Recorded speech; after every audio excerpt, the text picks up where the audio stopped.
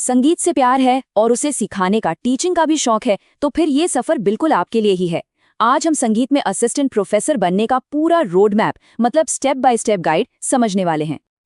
तो सीधा सवाल ये है, क्या आप चाहते हैं कि आपका जो संगीत का जुनून है वो अगली पीढ़ी तक पहुंचे? क्या आप एक प्रोफेसर बनना चाहते हैं?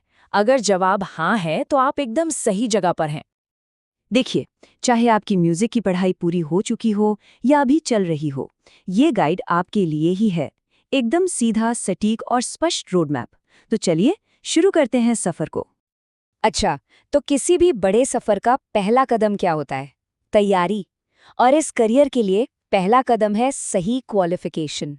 तो सबसे पहले यही जानते हैं कि आखिर चाहिए क्या क्या। तो सबसे पहली और सबसे ज़रूरी चीज़, आपके पोस्ट ग्रेजुएशन में, मतलब एमए या एम म्यूजिक में, कम से कम 55% मार्क्स होने ही चाहिए। ये समझ लीजिए कि ये पहली सीढ़ी है। हाँ, एक बात और, जो रिजर्व्ड कैटेगरी के कैंडिडेट्स हैं, उनके लिए सरकारी नियमों के हिसाब से इसमें कुछ छूट भी है। ठीक है, तो मान लीजिए 55% का क्राइटेरिया पूरा हो गया। अब क्या? अब आपके सामने है दो रास्ते। पहला रास्ता है कि आप नेट या सेट का एग्जाम क्लियर कर लें, और दूसरा रास्ता है कि आप म्यूजिक में पीएचडी कर लें। इन दोनों में से कोई भी एक रास्ता आपको इस पोस्ट के लिए एलिजिबल बना देता है। लेकिन हाँ, इन दोनों एग्जाम्स में एक बहुत बड़ा फर्क है। इसे समझना जरूरी है। जो यूजीसी नेट है वो है नेशनल लेवल का एग्जाम। इसे पास करने का मतलब है कि आप पूरे भारत में कहीं भी किसी भी सेंट्रल या स्टेट यूनिवर्सिटी में अप्लाई कर सकते हैं। वहीं दूसरी तरफ है स्टेट सेट। जैसा कि नाम से ही पता चल रहा है, ये स्टेट स्पेसिफिक है। मतलब जिस स्टेट का सेट आपने पास किया है, आप सिर्फ उसी राज्य के कॉलेजों में अप्लाई कर पाएंगे। और अब बात करते हैं दूसरे रास्ते की, यानी पीएचडी की। तो अगर आपने पीएचडी वाला रास्ता चुना है, तो एक बहुत अच्छी खबर है, आपको नेट एग्जाम देने की जरूरत नहीं है। जी हाँ, अगर आपकी पीएचडी डिग्री यूजीसी के नियमों के हिसाब से है, तो आप नेट से एग्जेम्प्टेड हैं। आप बिना ये एग्जाम दिए सीधे असिस्टेंट प्रोफेसर की पोस्ट के लिए अप्लाई कर सकते हैं।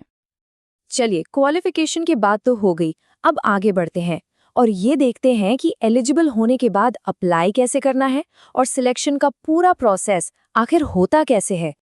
तो देखिए, प्रोसेस कुछ ऐसा होता है। सबसे पहले कोई यूनिवर्सिटी या कॉलेज वैकेंसी निकालता है, एक एडवर्टाइजमेंट आता है। फिर कैंडिडेट्स अपने सारे डॉक्यूमेंट्स के साथ, जैसे पोस्ट ग्रेजुएशन की मार्कशीट, नेट या पीएचडी का सर्टिफिकेट, फॉर्म भरते हैं। इसके बाद यूनिवर्सिटी आपके एकेडमिक स्कोर के आधार पर एप्लीकेशंस को शॉर्टलिस्ट करती है। जिन्हें शॉर्टलिस्ट किया जाता है, उन्हें इंटरव्यू के लिए बुलाया जाता है, और फिर इंटरव्यू के बाद फाइनल मेरिट लिस्ट आ जाती है। अब आता है सबसे क्रूशल और शायद सबसे डराने वाला हिस्सा, इंटरव्यू। तो सवाल ये है कि इंटरव्यू में पूछेंगे क्या और इसकी तैयारी कैसे की जाए। ये वो सवाल है जो हर कैंडिडेट के दिमाग में चलता है, और चलना भी चाहिए, क्योंकि सारी मेहनत इसी एक स्टेप पर आकर टिक जाती है। तो चलिए देखते हैं कि वो कौन से खास टॉपिक्स हैं जिन पर फोकस करना जरूरी है। इंटरव्यू में आपको दो चीजों के लिए तैयार रहना है, थियोरी और प्रैक्टिकल। थियोरी में आपसे रागों के बारे में, ताल और लय के बारे में, संगीत के इतिहास और अलग-अलग घरानों के बारे में पूछा जा सकता है। और प्रैक्टिकल का मतलब है कि वो आपको कुछ गाकर या कोई इंस्ट्रूमेंट बजाकर दिखाने के लिए कह सकते हैं। और हाँ, वो ये भी जानना चाहेंगे कि आपकी टीचिंग मेथड क्या होगी, आप पढ़ाएंगे कैसे। ठीक है, तो इंटरव्यू तक का सफर हमने समझ लिया। अब बात करते हैं उस चीज की जिसका सबको इंतजार रहता है, सैलरी। नौकरी कहाँ मिलेगी और तैयारी की फाइनल स्ट्रैटेजी क्या हो। तो सबसे पहले बात पैसों की। सैलरी कितनी मिलेगी? 7th पे कमीशन के मुताबिक एक असिस्टेंट प्रोफेसर की जो शुरुआती बेसिक सैलरी है वो है 57,700 रुपए, जो कि एक जबरदस्त स्टार्टिंग सैलरी है।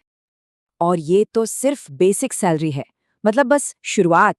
पूरा पे स्केल 57,700 रुपए से शुरू होकर 1,82,400 रुपए प्रति माह तक जाता है। मतलब ग्रोथ की बहुत अच्छी संभावनाएं हैं।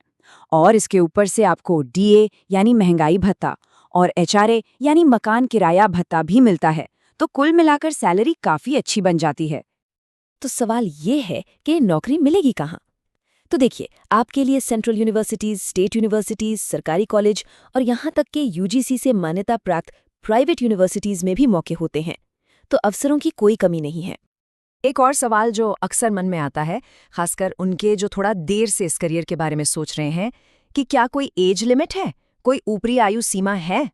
और इसका जवाब सुनकर आपको बहुत अच्छा लगेगा। नहीं, असिस्टेंट प्रोफेसर की पोस्ट के लिए आमतौर पर कोई अपर एज लिमिट नहीं होती।